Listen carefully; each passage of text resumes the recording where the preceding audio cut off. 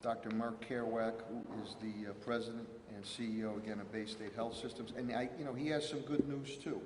That numbers continue to go down, but we have to stay ever vigilant. So, without further ado, the President and CEO of Baystate Health Systems, Dr. Mark Keroack. Thank you. Well, good morning, everybody, and thank you, Mr. Mayor, for holding these events and for getting the word out. Appreciate your leadership on this and also the collaboration with the members of your team.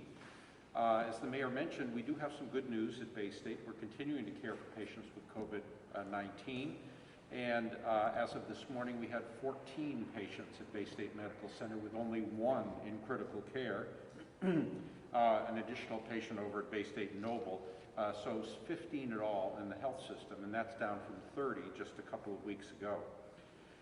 We continue actively testing, averaging about 800 tests a day. We have a capacity for 1,000, but we continue to scrounge for testing supplies based on competition from other areas of the country as well as from other industries because more testing is encumbered when we start reopening other parts of the economy. In spite of the strain, we have continued to support congregate living facilities, nursing homes, public housing, other healthcare providers. Recently had an event down at the Martin Luther King Center at Mason Square, which is a neighborhood that's been pretty hard hit by the virus. Statewide positive test rates have declined to 1.4%. In the last 7 days at Baystate, they've been at 1.1%, so these are all very good trends. As the Mayor mentioned, the state is now generating a weekly public health report, quite extensive, that includes a map. I made a high-tech graphic, Mr. Mayor. I know you studied that map, but I thought I'd show it to people.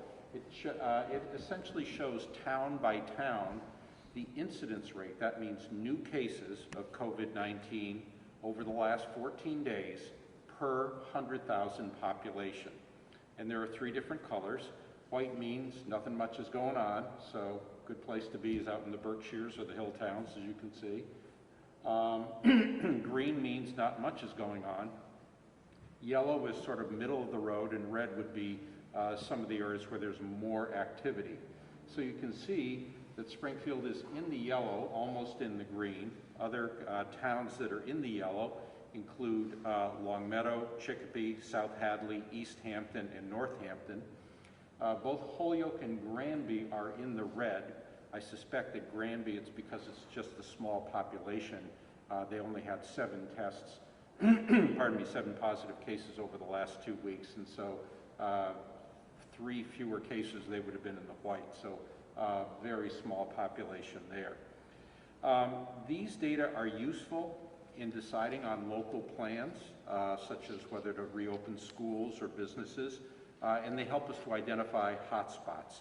And as I say, that report comes out every Wednesday, and there's a lot of information in it.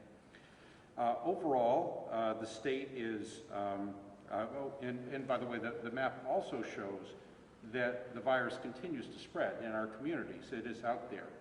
It's only as a result of active efforts on the part of everybody that we've been able to keep it at low levels. And as the Mayor says, we're awfully close to even being in the green zone. So my hope is that we can continue to knock things lower, and which would enable us to be successful at reopening schools and businesses sometime down the road. Overall, the state is doing well in terms of the measures they follow, such as test positivity rates, hospitalizations, capacity for testing, and the effectiveness of contact tracing.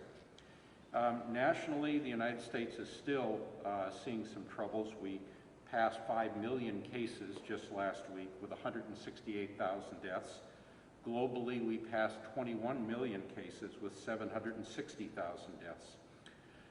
Even with that death estimate in the United States at 168,000, that is likely an underestimate because everybody who ought to be tested is not getting tested. A recent study that came out again just last week looked at overall death rates week by week in the United States. And in the pre-COVID era, that was a pretty flat rate, not much change from week to week over the course of the year, except when flu season came, when you'd see a little bit of a hump.